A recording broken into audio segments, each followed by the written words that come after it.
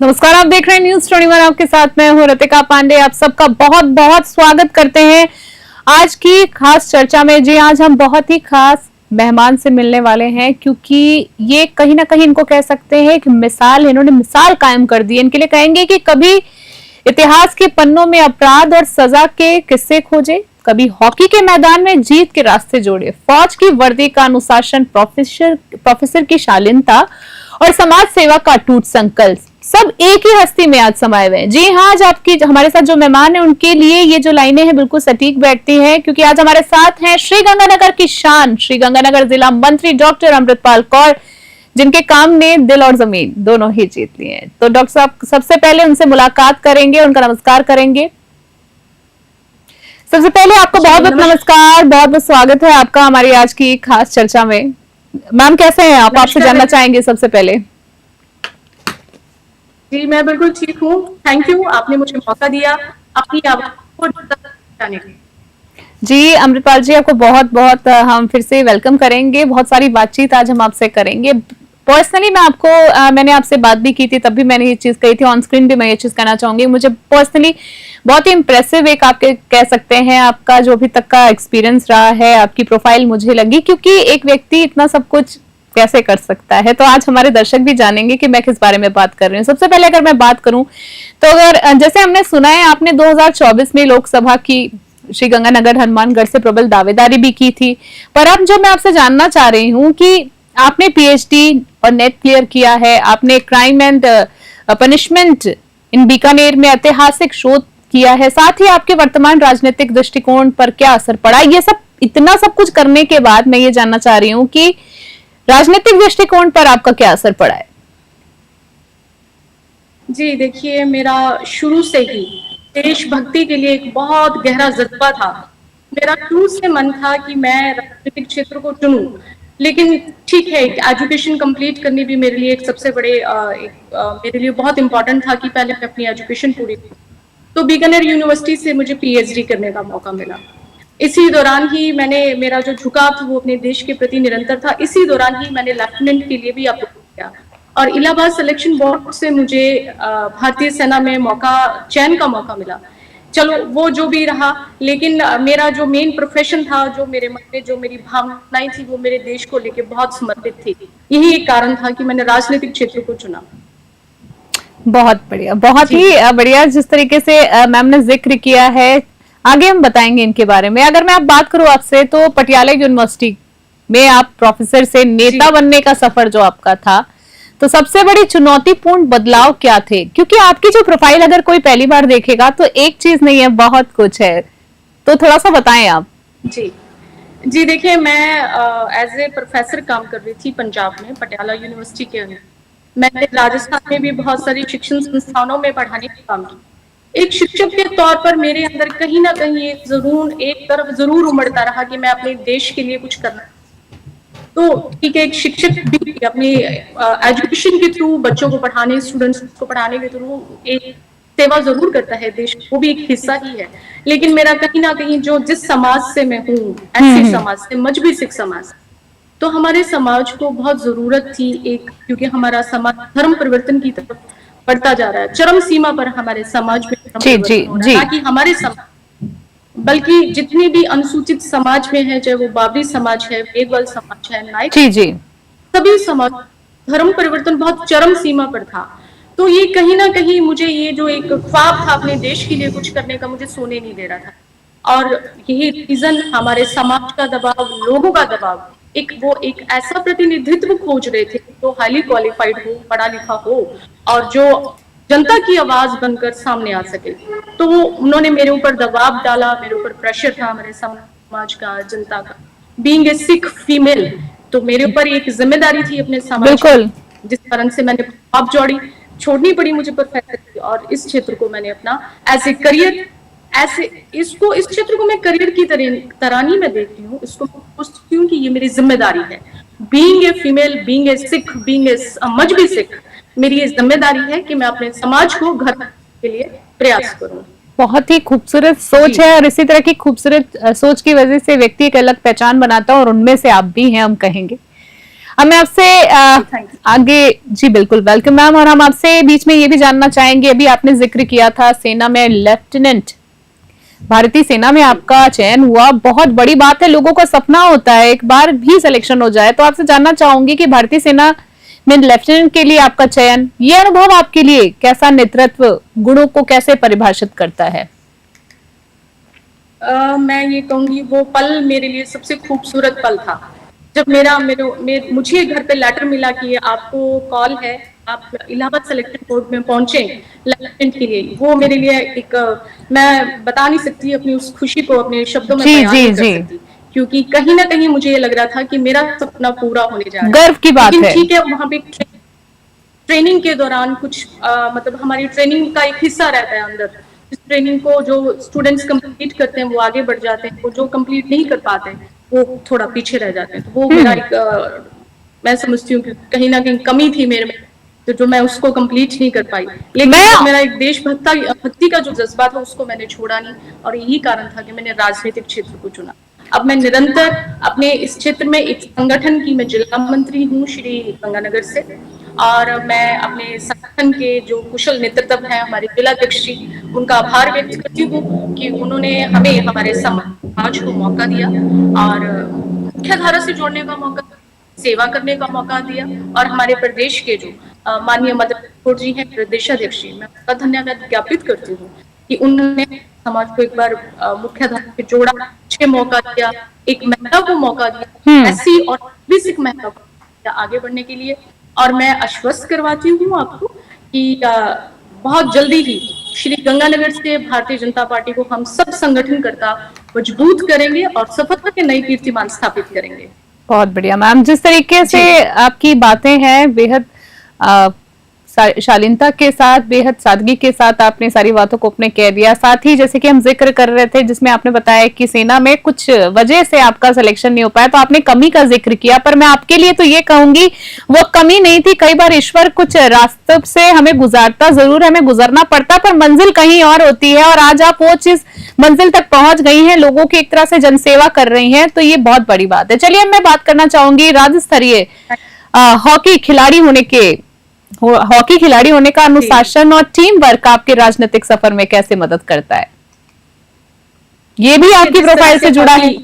जी जी जी, जिस तरह से देखें हॉकी एक टीम है, एक टीम जो अपने देश का प्रतिनिधित्व करती है, अपने राज्य का प्रतिनिधित्व करती है, एक संगठन, एक टीम जिस तरह से अपने देश को आगे बढ़ाती है, जीत का परचम लहराती है, उसी तरह से राजनीति भी जो एक क्षेत्र है, इसमें हम सब जितने भी हमारे माननीय प्रधानमंत्री जी की जो टीम है, उनका एक सपना है कि 2047 तक एक विकसित भारत का सपना जो वो है, वो सब हम टीम के सब जितने भी कार्यकर्ता हैं, चाहे वो पदाधिकारी हैं, लेकिन पदाधिकारी भी देखिए कार्यकर्ता ही होते हैं ना, हम पार्टी के सब कार्यकर्ता ही हैं, हम सब मिलकर एज ए टीम वर्क कर उनका ये सपने को बहुत जल्द पूरा करेंगे। और एक टीम ही है जो अपने हर सपने को पूरा कर सकती है। जिस तरह से मैं अभी संगठन में हूँ श्री गंगानगर के, तो हमारी जो टीम है वो दिन रात सेवा में लगी हुई है, और हम सब मिलकर एक संगठन, एक टीम की तरह काम, जल्दी ही इसके बहुत ही सुखद परिणाम मिलेंगे। और भारतीय जनता पार्टी, मैं आपको कहना चाहूंगी, वहां से भारतीय जनता पार्टी बहुत जल्द मजबूती के साथ, वैसे मजबूत है हमारी पार्टी, और भी मजबूत करके हम वहां से दिखाएंगे। चलिए उम्मीद करते हैं बिल्कुल ऐसा ही हो। आपके लिए शुभकामनाएं, और आपकी पार्टी के लिए भी हम देना चाहेंगे। और बात करते हैं थोड़े से बात को आगे अगर मैं बढ़ाऊं, तो आपको पंजाबी सत जालंधर से सम्मानित होने का अवसर मिला है। काफी जगह आप सम्मानित हो चुकी हैं, पर पंजाबी सत की अगर हम बात करें, बड़ा सम्मान है अपने आप में। तो वो पल कैसा था, और ये सम्मान किस काम के लिए आपको मिला था, हमारे दर्शकों को बताएं। जी देखिए, जिस तरह से अलग अलग इंस्टीट्यूशन होते हैं, सत का मतलब होता है एक अलग अलग इंस्टीट्यूशन होते हैं पंजाब की लैंग्वेज के हिसाब से, जो लैंग्वेजेस को प्रमोट करते हैं, हमारी भाषाओं को प्रमोट करते हैं। In the sense in Punjabi I can say कि जो पंजाबी हमारी माँ बोली को प्रमोट करते हैं, वो अलग अलग इंस्टीट्यूशंस बने होते हैं। हमारे कॉलेज में एक सेमिनार था, तो मुझे उसमें अपनी सेवाएं का मौका मिला, और उसमें मेरा एक इंटरनेशनल लेवल पे एक आर्टिकल भी छपा था। तो वहां से फिर मुझे जालंधर से पंजाबी सत के लिए एक सम्मान मिला। वो सुखद पल वो अनरिचेबल, भुलाए नहीं भूलने वाली बात होती है कि भुलाए नहीं भूलते हैं। कुछ पल ऐसे ही होते हैं जहां सम्मान की बात आती है, आपकी मेहनत का आपको जब फल मिलता है तो वो एक अलग ही मौका होता है। समझ सकते हैं मैम, बिल्कुल।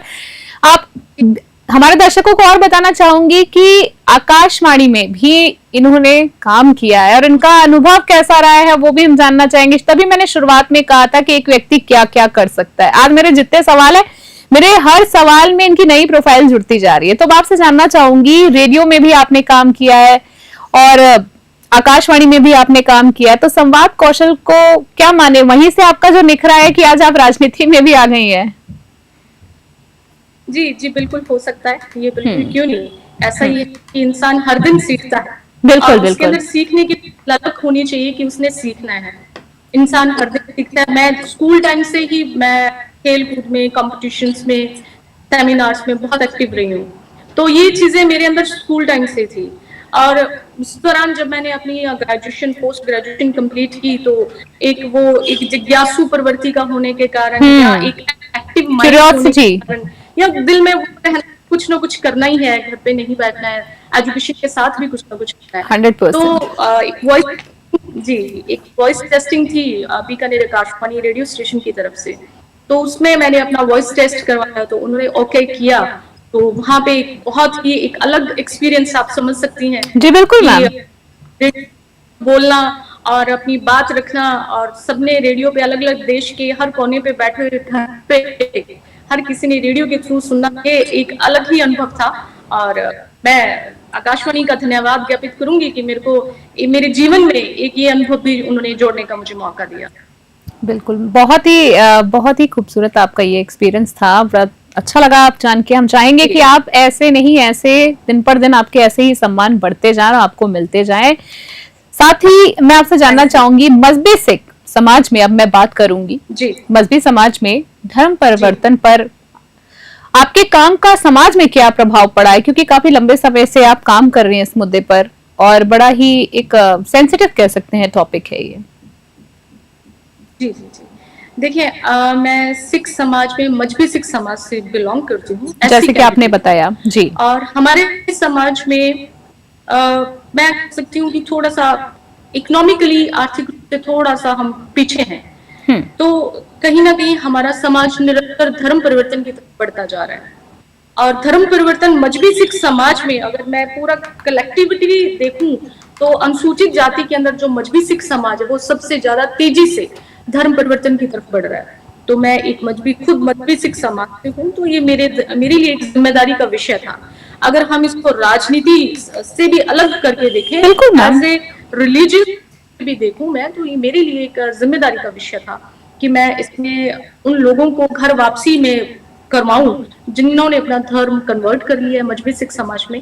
और इसमें बहुत सारे परिवार हैं जिनसे मैं निरंतर कांटेक्ट में हूं, और बहुत जल्दी ही एक बार फिर हम एक दूसरे से रूबरू होंगे, और मैं आपको फिर से एक डाटा दूंगी कि जरूर जरूर कि हमने घर जी जी जरूर, हम आपसे फिर चर्चा में जरूर मिलेंगे। और हम चाहेंगे कि जैसे कि आपने कहा कि आप हमें डेटा प्रोवाइड करेंगी, लाइक कहने का मतलब है आपका कि फिर से हम इस बारे में चर्चा करेंगे। उम्मीद करते हैं कि कुछ बेहतर रिजल्ट आए, जो पहल आपने की है उसमें आपको सफलता मिले। एक आखिरी सवाल आपसे जानना चाहूंगी कि आप पिछले 10 साल से सामाजिक काम भी कर रही हैं, आप फ्री एजुकेशन भी देती हैं लोगों को। हमारे दर्शकों को बताना चाहेंगे कि फ्री एजुकेशन भी प्रोवाइड करती हैं फॉर चिल्ड्रंस।